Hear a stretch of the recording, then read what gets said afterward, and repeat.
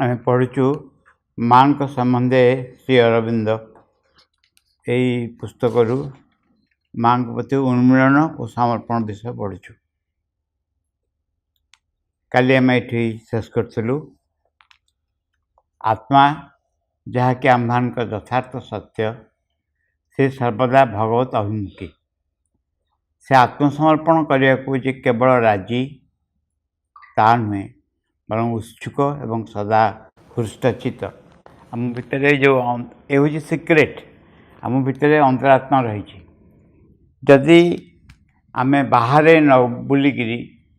अंतरात्मा संपर्क आसा को संकल्पबद्ध हो एवं ए दिगरे यथेष्ट प्रयास करूँ प्रार्थना करूँ कहूँ संकल्पबद्ध हो ताहले कौन घटे ना आम आत्मा संपर्क आसू एवं आत्मा भितर थिबा गुण आम भितर संचार होगा आरंभ करे। यहाँ सिक्रेट ऑफ साधना जे से आम भितर अंतरात्मा कौन करे ना आत्मसमर्पण करने को जे केवल राजी ता नुहे सदा उत्सुक सदा हृष्टचित यही जोगरे सकल मनोगत आदर्श और संस्कृति को अतिक्रम करने हुए। धारणा आदर्श है मानसिक विषय एवं अर्धसत्य मात्र। बहुत समय मन कौन सी गोटे आदर्श नहीं तुष्ट रुए आदर्श गठन करी आनंद पाए कि जीवन जेपरी थाए से भली रही जाए अपरिवर्तित अथवा सामान्य परिवर्तित ता भी प्रधानतः बाहर आम बुझा जे आमर एक्चुअली आध्यात्मिक जीवन कहले कौन घटे किसी एक बाहर रीतिनीति नुहे एकदम बाहर रीति हूँ गेरुआ लुगा पिंधा गोटे विशेष धरणर लुगा पिंधा विशेष धरण व्यवहार करवा आचार व्यवहार रे गोटे आदर्श अनुसरण करवा यह आम भलक बुझा जीवन को किसी परिवर्तन करे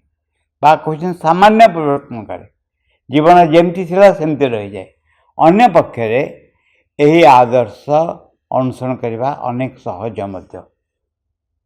कारण एथिरे किसी लेन देन नहीं किसी परिवर्तन करने दरकार पड़ूनी मोर जो प्रकृति थिला से प्रकृति नहीं कि रही मोर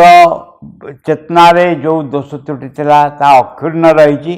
एने बाहर गोटे परिचय मो पाई एक आध्यात्मिक साधक व्यक्ति बोली।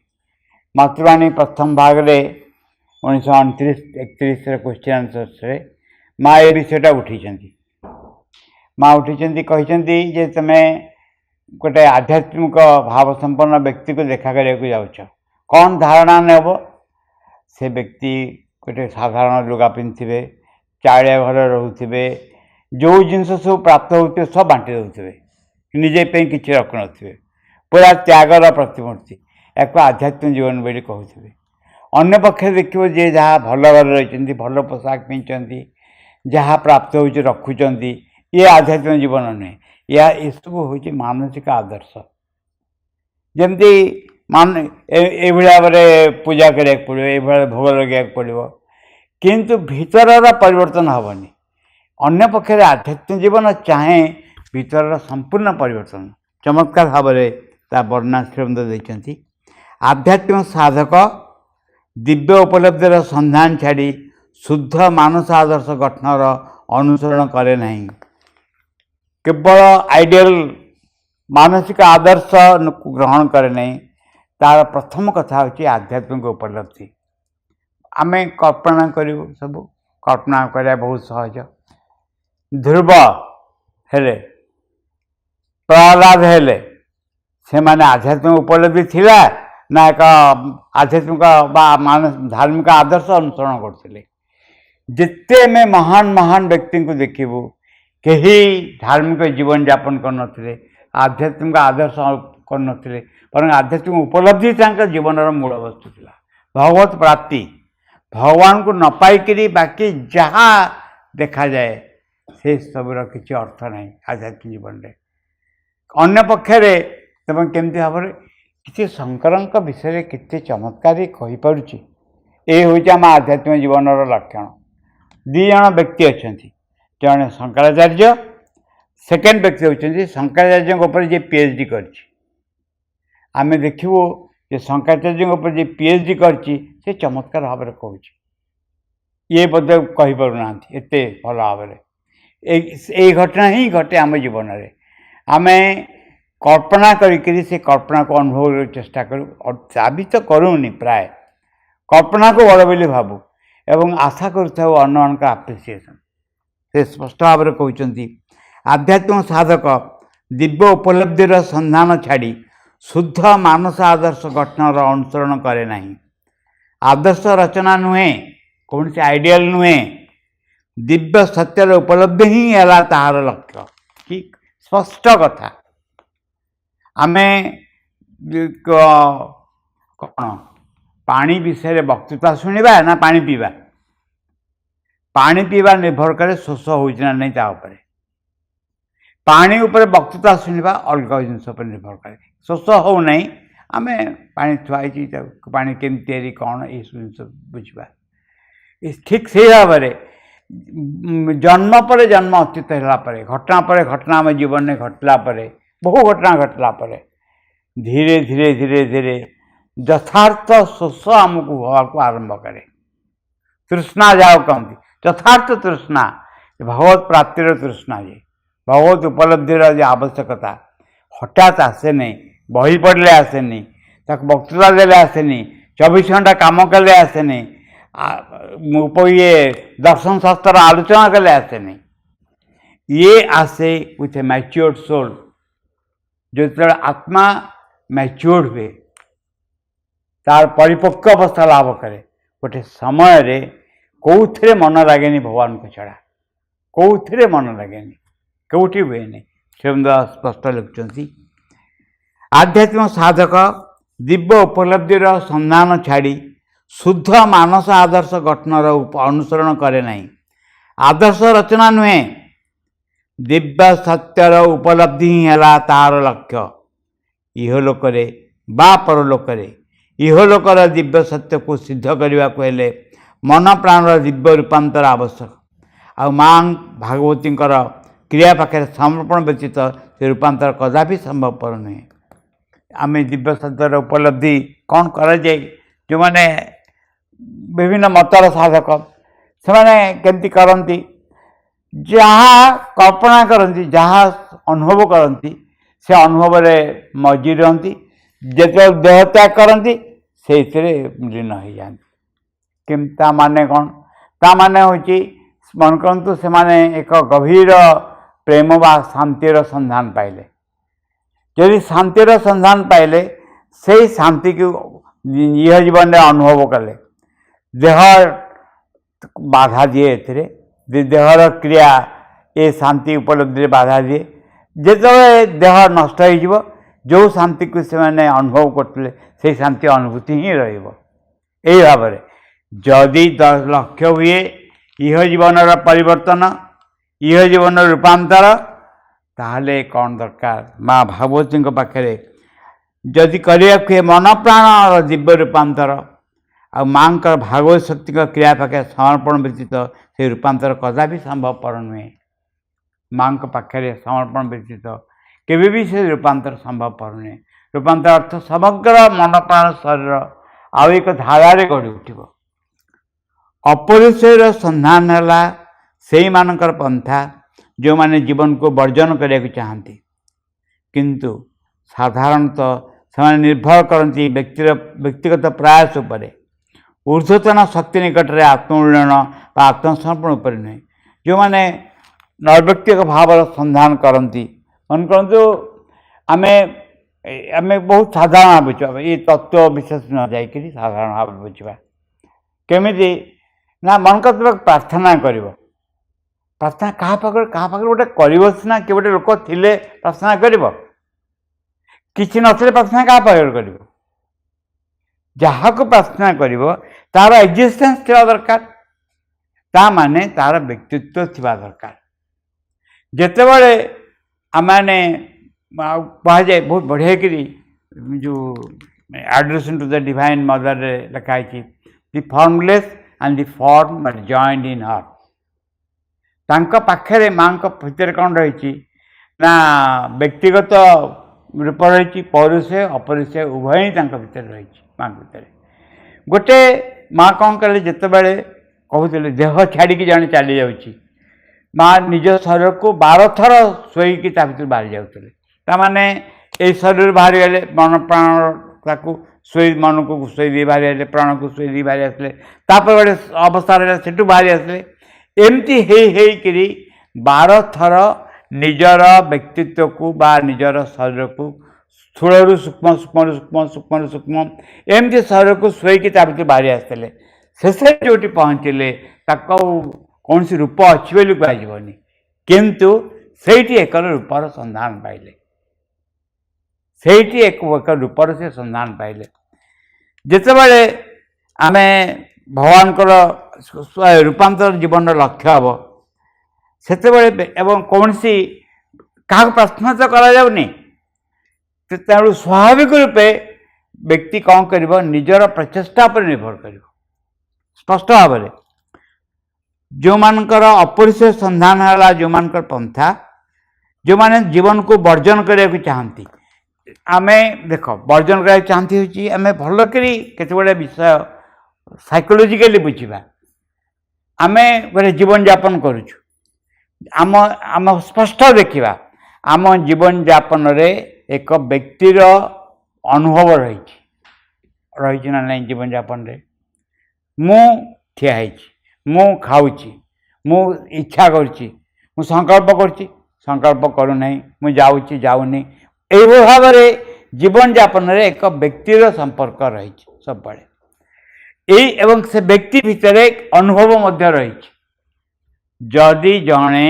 ଏଇ ଅବସ୍ଥା ଲାଭ କରିବାକୁ ନ ଚାହେଁ, ଯଦି ଏଇ ଜୀବନର ଅନୁଭବକୁ ବର୍ଜନ କରିବାକୁ ଚାହେଁ, ସ୍ପଷ୍ଟ ଭାବରେ ଜୀବନ ତାର କ୍ରିୟାକଳାପ ରହିଛି, ତାକୁ ବର୍ଜନ କରିବାକୁ ଚାହେଁ, ଆମେ କହିବୁ ଯେ ଜଣେ ମୁଁ ମରିଯିବି, ମରିଗଲେ ପରେ ତ ଅନୁଭବ ରହିବ। ଆମେ କେଉଁ ଉଦ୍ଦେଶ୍ୟରେ ମରିବାକୁ ଚାହୁଁଛୁ? ଆମେ ମରିବାକୁ ଚାହୁଁଛୁ ଯେଉଁ ଜୀବନର ଯେଉଁ ଅନୁଭବ, ସେ ଅନୁଭବର ଘାତ ପ୍ରତିଘାତରୁ ଅପସରି ଆସିବାକୁ ଚାହୁଁଛୁ। ଆଉ ଏକ ଜୀବନ ସାଧାରଣତଃ ନଥାଏ। ସାଧାରଣତଃ ଯେଉଁ ବିଷୟ ଆମେ ଚାହୁଁ, ଭଲ କରି ଏ ତତ୍ତ୍ୱ ଭଳିଆ ଲାଗୁଛି, ତତ୍ତ୍ୱ ନୁହେଁ, ଭେରି ପ୍ରାକ୍ଟିକାଲ କଥା। ଯେଉଁ ବିଷୟ ଆମେ ଚାହୁଁ ତାହା ହେଉଛି ଯେ ଜୀବନର ଘାତ ପ୍ରତିଘାତ ଭିତରୁ ବାହାରି ଆସିବା ବା ଏ ଜୀବନକୁ ସମାପ୍ତି କରିଦେବା। ଏକ ଜୀବନ ପ୍ରାପ୍ତ ହେଇପାରିବନି, ହୁଏନି। ଆମେ ଏକ ନଥିବା ଅବସ୍ଥାରେ ପହଞ୍ଚୁ। ତାମାନେ ଆମେ ଜୀବନକୁ ଚାହୁଁନି, କିନ୍ତୁ ଜୀବନକୁ ମୋହନୀୟ କରିହେବ। ଉଦାହରଣ ଏମିତି ବିଭିନ୍ନ ରକମ ଉଦାହରଣ ଦିଆଯିବ, ଯେଉଁ ଉଦାହରଣ ଅଲଗା ଏକ ବସ୍ତୁକୁ ଇଣ୍ଡିକେଟ୍ କରୁଛି। ମୁଁ ପାଠଶାଠ ପଢ଼ିନି, ବୁଦ୍ଧି ନାହିଁ, କିଛି ବୁଝୁନି, ଇଏ ଗୋଟେ ଜୀବନ। କିମ୍ବା ମୁଁ ସମ୍ପୂର୍ଣ୍ଣ ଭାବରେ କାମନା, ବାସନା, ଉଦ୍ଦୀପନା ଦ୍ୱାରା ପ୍ରଭାବିତ ହେଉଛି, ଇଏ ବି ଗୋଟେ ଜୀବନ। ମୁଁ ବିଚାର ବୁଦ୍ଧି ଦ୍ୱାରା ପରିଚାଳିତ ହେଉଛି, ଇଏ ବି ଗୋଟେ ଜୀବନ। ଆମେ ଦେଖିବୁ ଏଇ ଜୀବନର ଯେ ଖୁଣ୍ଟ, ଯେଉଁ ଖୁଣ୍ଟକୁ ବନ୍ଧା ହେଇଛି ଆମେ ଜୀବନ ବା ଅନୁଭବ କରୁଛୁ, ତାର ଉପରକୁ ଉଠି ହେଉଛି। ଏକ ଶୁଦ୍ଧ ଜୀବନ ଅଛି ଯାହା କୌଣସି ଇମ୍ପଲ୍ସକୁ ଆକ୍ସେପ୍ଟ କରେନି। ଇମ୍ପଲ୍ସ ବୁଝି ହେଉଛି ପ୍ରବୃତ୍ତି, ମୋର ଇଚ୍ଛା ହେଉଛି ପାଟି କରିବା ପାଇଁ, ଜୋରରେ ପାଟି କରିବାକୁ ଇଚ୍ଛା ହେଉଛି। ଏଇ ଇଚ୍ଛାକୁ ଦମନ କରେ, ଏକୁ ଦେଖୁଛି ଆଉ ଏକ ବ୍ୟକ୍ତିତ୍ୱ ମୋ ଭିତରେ ରିଜେକ୍ଟ କହୁଛି ଯେ ଏ ଇଚ୍ଛାକୁ ଦେଖନି ମୂଳରୁ, ଏହା ଆକ୍ସେପ୍ଟ କରିବା ଠିକ୍ ହେବନି। ଏ ବି ଏକ ଜୀବନ ଯାହା ଏକ ମହତ୍ତର ବିଚାର ବୁଦ୍ଧି ସାମ୍ନାରେ ଜୀବନର କ୍ରିୟାକଳାପକୁ ପ୍ରେଜେଣ୍ଟ କରୁଛି ଏବଂ ତା ଦ୍ୱାରା ପରିଚାଳିତ ହେଉଛି। ଏଠି ଜୀବନକୁ ରିଜେକ୍ଟ କରାହେଉନି, ଏକ ଜୀବନକୁ ରୂପାୟିତ କରାହେଉଛି ଆଉ ଏକ ଭାବରେ। ଏଇ ଭାବରେ ଆମେ ସମଗ୍ର ଲୀଳାଖେଳା ଭିତରେ, ଆମ ଜୀବନର ଲୀଳାଖେଳା ଭିତରେ ଏକ ମହତ୍ତର ଅନୁଭବକୁ ପ୍ରଭାବିତ କରିପାରୁ। ସେଇ ଜାଗାରେ ମହାବୀର ପଞ୍ଚମ ଅଧ୍ୟାୟ ହେଉଛି ତା'ର ଉପାୟ। ସେଇ ଜାଗାରେ କ'ଣ ହେବ ନା, ଆମର ବ୍ୟକ୍ତିଗତ ସ୍ଥିତି ଜାଗାରେ ମାଙ୍କର ଉପସ୍ଥିତି ଧୀରେ ଧୀରେ ବଢ଼ିବାକୁ ଆରମ୍ଭ କରିବାକୁ। ଏଠି ଜୀବନ ପ୍ରତ୍ୟାଖ୍ୟାନ କରିକି ନୁହେଁ, ଏଇଟା ହେଉଛି କିତନା ବଦଲ ଗୟା ଇନସାନ। ଆମର ବ୍ୟକ୍ତି चेंज होगा आरंभ कर व्यक्ति चेंज होगा आरंभ कर जहाँ को मु बोली कहूँ मु बोली कहले मुझे जन को बुझुची मो निजे भितर जो मु ऑब्जर्व करुच्ची मत तुम अपमान कर कहल जहाँ को काटुची बाधुची जहाँ को से मो भितर मु प्रशंसा कर दीपद कहल आप्रिसीएसन कल जे खुशी होची से होची मु जगार माँ प्रति श्रद्धा भक्ति विश्वास शांति अवस्था निरवता अवस्था एक परम प्रेमर अवस्था प्रकाश पाइब ताकू धरिक जीवन यापन करहब यही हूँ श्रीअरविंद योग जदि यह ही लक्ष्य हुए यह जदि हुए कहते ताहले आम व्यक्तिगत प्रयास निर्भर न करी देयर इज टू वेज गोटे बाट हूँ मो भितर से वस्तु आसू मुझे चेष्टा करुँच आउ गोटे बाट हूँ तुम जे मो भितर अछ तुम कृपा करी मो भितर थी मुँह को परिवर्तन कर मो जीवन धारा को परिवर्तन कर दियो तुम करुणा करके परिवर्तन कर दियो एठी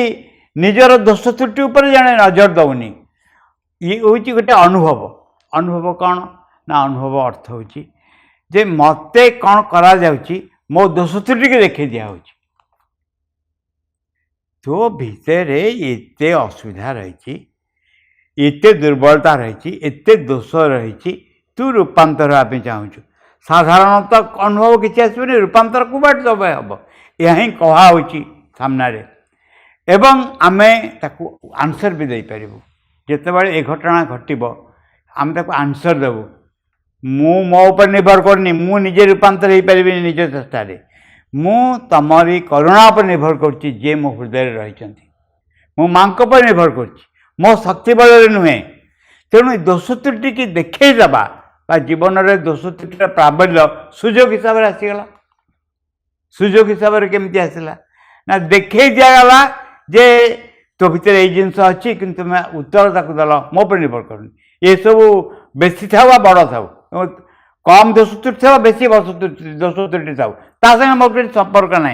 मोर माँ पर निर्भर कर करुणा करेंगे कृपा करेंगे नथिंग इज इम्पॉसिबल किसी असंभव होनी यही भाव में आमर सकल सुविधा असुविधा एक अग्रगतिर सुजोग परिणत हुए तापर से कहते कारण नैर्व्यक्तिक तत्व साधक को चालना करे नहीं केवल साधक को ता प्राप्त करने हुए प्रत्येक साधक निजर ग्रहण क्षमता निजर स्वभाव अनुसार ता प्राप्त हुए अन्य पक्षरे माँ को उन्मीलन और समर्पण द्वारा दिव्य सत्यर परिचय अपरिचय सकल भाव उपलब्धि कर नैर्व्यक्तिक तत्व को जितेबाला व्यक्ति विहीन कौन वस्तु को प्रचेषा द्वारा लाभ हुए से आउ कि कराए नहीं साधक को प्राप्त करने पड़े ये तत्व साधक को चालना करे ना ये सेंटेंस हूँ बहुत गुरुत्वपूर्ण तमें एक जीवन नैर्व्यक्तिक तत्व द्वारा जीवन यापन करी होनी तेणु स्वाभाविक रूपे जीवन को अस्वीकार करने को पड़ुଛି या धरिक जीवन यापन करी होनी अन्य पक्षरे आम जिते आम सकल सामर्थ्य को सकल शक्ति को माँ के श्रीचरण में आम अर्पण करुचु आम माँ को आह्वान करुचु एवं आमको से अधिकार करचंती आम भितर नूतन नूतन जमती जनक भितर नूतन शक्ति आस जाउची नूतन साहस आस जाउची it comes straight from another presence inside एवं ताकू धरिक जन जीवन सम्मुखीन होची ये है आउ एक वस्तु से कहक आरंभ कले जे अन्य पक्षरे माँ के पाखे उन्मीलन और समर्पण द्वारा दिव्य सत्यर परिचय बा अपरिचय सकल भाव उपलब्धि कर आम निश्चित हवा ये निश्चित हवा पश्चात रही माँ को स्वीकार करवा माँ स्वयं भगवती परमेश्वर चेतना और शक्ति होती माँ से स्वयं भगवती जदि आम जदि आमर जीवन लक्ष्य यह थाए आमको जीवन लक्ष्य भगवत प्राप्ति आमे बुझीपारनु आम भर अंतरात्मा बुझीपार से डिसाइड करके आम जीवन लक्ष्य भगवत प्राप्ति बोली से सकाशे केतबेले मुंड आउंसिकी केतबेले कान धरिकी आम जीवन टाणुची केतबेले देई शिखौची केतबेले नहीं शिखौची भगवान यही भाव में कौन कर शिखौचंती कारण आम भितर थिबा अंतरात्मा बा यथार्थ व्यक्तित्व भगवान आम लक्ष्य बोली ग्रहण कर नहीं एवं स्वीकार करना दायित्व कौन दायित्व ना कौ समय एक वीक मोमेंट रे एक दुर्बलतम मुहूर्त जीवन आम माँ को कहीदेचु माँ मुझे तुम मो दायित्व तुम ग्रहण कर बोली केबे थरे गोटे कहीदेचु से कहवा फल परिणाम होची जे आम जीवन पर अधिकार आछि कारण थरे रेजिस्ट्री है आउ रेजिस्ट्री को कैंसल कर थरे रेजिस्ट्री हो जाइए मु जीवनटा हूँ माँ बोली तापर माँ देखुंट जमी हेल बोली से घटना जीवन में घटव जहाँ मत जीवन माँ पाखे प्राक्टिकली पहुँची जबार सूचना देव एवं हो ही प्राक्टिकली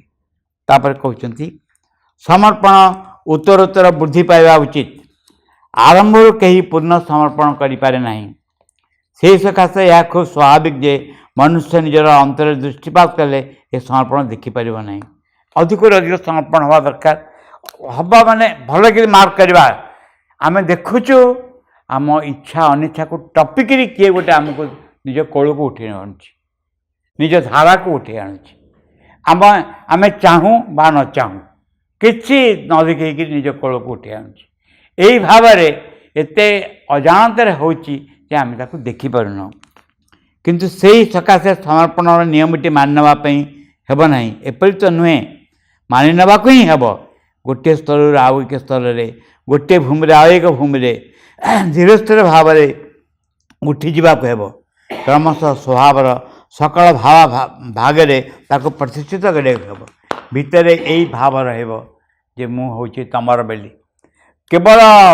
गीत बोलिक राधा प्रार्थना नुहे अरे कि सुंदर गीत बोलला एथिरे समर्पण हुए नहीं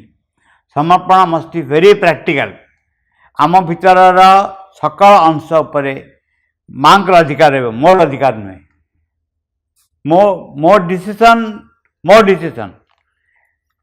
माँ अधिकार रही मोर जीवन सकल अंश उपर जो जो अंश निजर सेपरेट एक्जिस्टेंस दाबी कर से अंश को समर्पण कराया पड़ो यापर माँ ताको ग्रहण करेंगे यहाँ गोटे आम जीवन प्रति मुहूर्तर एक क्रिया हवा पड़ो या अंतर क्रिया कहते बुझे अंतर क्रिया अर्थ प्रति मुहूर्त देखुची मु आउ कहार हो जाइए तो जन जिते निज भितर सीधा सीधा दृष्टिपात कर से मांकर ही न थाए बहु लोकंर होता है बहु घटना बड़े होता है बहु अनुभव होता है अनुभव अर्थ कि कौ अनुभव ताको भल लगे से अनुभव से होता है कौ व्यक्ति पाखे से निजी समर्पण करे कौ घटना बड़ी पाखे समर्पण करे किंतु जिते बड़े आमको देखी दिज्व जे यही घटना घटुची बोली से व्यक्ति संकल्पबद्ध हम मु तमर हेबी यही जो अंश अन्न प्रति आकृष्ट हो तुम चरण तले अर्पण कर तमें या ग्रहण कर ये गोटे कंटिन्यूअस प्रोसेस जहाँ दिन सारा चली जीवन सारा चली केतबले तीव्र भाव हम केतबले आस्ते आस्ते हम सरल भाव सीधा सीधा हेनी बुले बंकईक हम परिणाम एका हम व्यक्ति धीरे धीरे माँ आड़क जावाक आरंभ कर गोटे चिठी कहले तेबे आवश्यक है समर्पण संकल्प कि से समर्पण कराया पड़ो माँ पाखे शक्ति पाखे नुहे स्वयं माँ चरण समर्पण माँ को शक्ति पाखे करा जाऊनी मन रखा पड़ो दीटा भूल धारणा अच्छी से कहीदे आम समर्पण कराया पड़ो माँ पाखे तेणु परवर्ती चिठी से कहते जदि चैत्य पुरुष प्रकाशित हुए तेबे ता निज प्रति नुहे माँ प्रति समर्पण कराया तुमको कह चैत्य पुरुष पाखे आम समर्पण करूनु आम यही धारणा अनेक समय भूल थाए चैत्य पुरुष पाखे आम समर्पण करूनु आम समर्पण कर माँ पाखे यही माँ पाखे समर्पण कर भाव ही चैत्य पुरुषर भाव माँ को शक्ति पाखे नुहे जड़े शक्ति अनुभव कर माँ को शक्ति निज भर क्रिया कर नुहे माँ के पाखे समर्पण कर शक्ति अधिक अधिक क्रिया करने आरंभ कर यही भाव में आम पाखे समर्पण एक प्रवृत्ति रही समर्पण कर एक प्रवृत्ति रही यही प्रवृत्तिर स्वरूप हूँ चैत्य पुरुष तेणु चैत्य पुरुष स्पर्श कले कौन कर आम भितर माँ को निज देदेवार भाव आस निजक समर्पण कर भाव आस सर्वोत्तम उपाय है ଚୈତ ପୁରୁଷରେ ବାସ କରିବା, କାରଣ ତା ସର୍ବଦା ମାଙ୍କ ପ୍ରତି ସମର୍ପିତ। ଏମିତି ଗୋଟେ ମାନେ ଖରାଦିନେ ସର୍ବୋତ୍ତମ ଉପାୟ କ'ଣ? ଥଣ୍ଡା ପାଇବାର ଏସି ରୁମ୍ରେ ପଶିବା। ଏସି ରୁମ୍ରେ ପଶିଗଲେ, ଏୟାର କଣ୍ଡିସନ୍ ରୁମ୍ରେ ପଶିଗଲେ ଆଉ ଗରମ ଲାଗିବନି, ସ୍ୱାଭାବିକ ରୂପେ ଥଣ୍ଡା ହେବ। ଠିକ୍ ସେଇ ଭାବରେ ଆମେ ଯଦି ଆମ ଭିତରେ ଥିବା ଚୈତ ପୁରୁଷକୁ ସ୍ପର୍ଶ କରୁ, ସ୍ୱାଭାବିକ ରୂପେ ସମର୍ପଣ ଭାବ ଚାଲି ଆସିବ। ଯେତେ ଯେତେ ବେଶୀ ଆମେ ସେଇ ଅଂଶରେ ବାସ କରିବୁ, ଆମ ଭିତରେ ସେଇ ଗୋଟେ ଅଂଶ ରହିଛି, ଯେଉଁ ଅଂଶ ମାଙ୍କ ପ୍ରତି ସମର୍ପିତ, ପୁରା ସମର୍ପିତ ଅଂଶ। ସେଇ ଅଂଶର ଅନୁଭବ ଯଦି ଆମ ଭିତରେ ଆସିଲା, ତାହେଲେ ସମର୍ପଣ ଭାବ ଆମ ପାଇଁ ସ୍ୱାଭାବିକ ଭାବ ହୋଇଯିବ। ସେୟା କହୁଛନ୍ତି ସର୍ବୋତ୍ତମ ଉପାୟ ହେଲା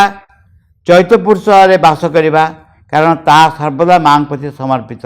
ଏବଂ ଅନ୍ୟମାନଙ୍କୁ ଠିକ୍ ରାସ୍ତାରେ ନେଇ ଚାଲିବ। ସଂଯମ ପାଇଁ ନିଜକୁ କୌଣସି ସ୍ଥାନରେ କେନ୍ଦ୍ରୀଭୂତ କରିବାକୁ ହେବ।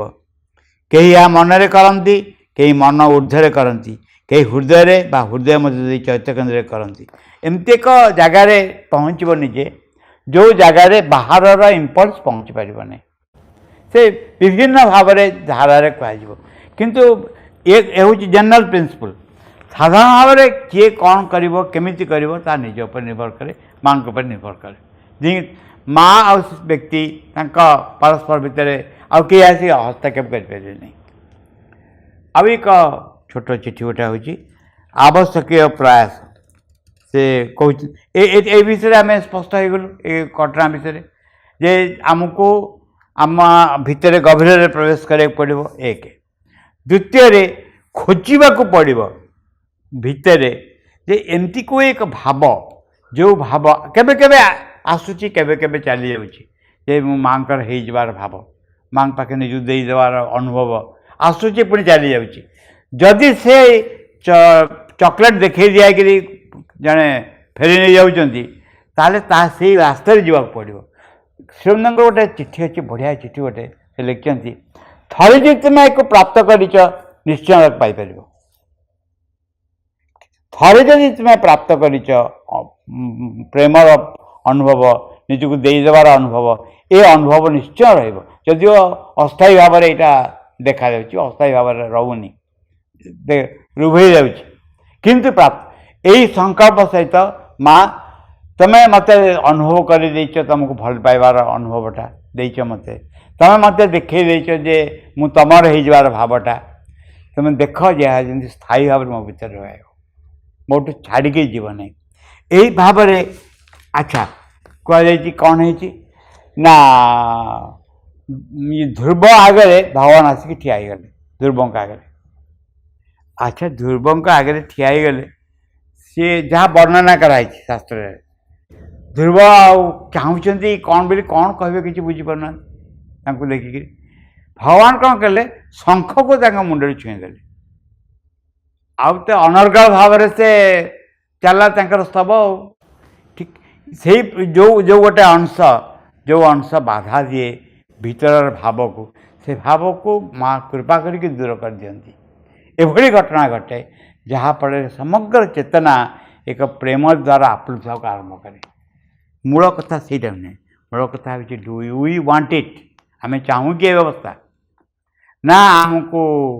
ବରା, ଗୁପଚୁପ, ଗୁଲଗୁଲା ଏ ଭଲ ଲାଗୁଛି, ନା ଅନ୍ୟ ବସ୍ତୁ ଭଲ ଲାଗୁଛି ଆମ ପାଇଁ।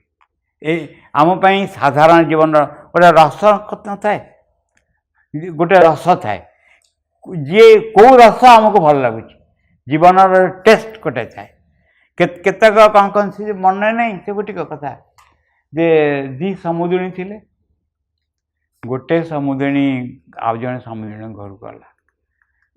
ଗୋଟେ ସମୁଦ୍ରିଣୀ ହେଉଛନ୍ତି କ'ଣ ନା କେଉଟୁଣୀ, ଆଉ ଗୋଟେ ହେଉଛି ମାଲୁଣୀ। ମାଲୁଣୀ ଫୁଲ ବ୍ୟବସାୟ, କେଉଟୁଣୀଙ୍କ ମାଛ ବ୍ୟବସାୟ। ସାଙ୍ଗରେ ଶୋଇଲା, ଆଉ ନିଦ ହେଲାନି ଯେଉଁ କେଉଟୁଣୀ ସମୁଦ୍ରିଣୀକୁ, କାରଣ ଏଇ ଯେଉଁ ଫୁଲ ଗନ୍ଧ ତାକୁ ଟଲରେଟ୍ କରିପାରିଲାନି। ସେଥିରୁ କହିଲା ସମୁଦ୍ରିଣୀ ହେବନି, ମୋର ଯେଉଁ ପାଛିଆ ଅଛି ସେଥିରେ ଯେଉଁ କନା ପଡ଼ିଛି ମାଛ ଉପରେ, ସେଇଟା ଆଣ। ସେଇଟା ଆଣିଲେ ନାକରେ ପକେଇ ଦେଇକି, ମୁହଁରେ ପକେଇ ଦେଇକି ଶୋଇପଡ଼ିଲେ। ଆମ ଅବସ୍ଥା ହେଉଛି ସେଇଆ। ଆମର ଫୁଲ ଗନ୍ଧ ଆମ ଦେହରେ ଯିବନି, ଆମେ ସେ ଏ ଯେଉଁ ଛୋଟ ଛୋଟ ମାଛ, ଶୁଖୁଆ, ଏ ଯେଉଁ ସୁଗନ୍ଧ, ତା ଦ୍ୱାରା ଆମକୁ ନିଦ ହେବ, ଫୁଲ ଗନ୍ଧରେ ଆମକୁ ନିଦ ହେବନି। ଆମକୁ ଥ୍ରୁ ଦ एंटायर लाइफ भितर आमर यही रसबोध को आम पहुँचा पड़ो जे भगवान का प्रति भल पाइबार एक रस रही जहाँ को कंपेयर करहबनी साधारण जीवन सुख तृप्ति इसे कंपेयर करहबनी आम से चाहिए ता मिले अंतरात्मार आशीर्वाद बल माँ को कृपा बल।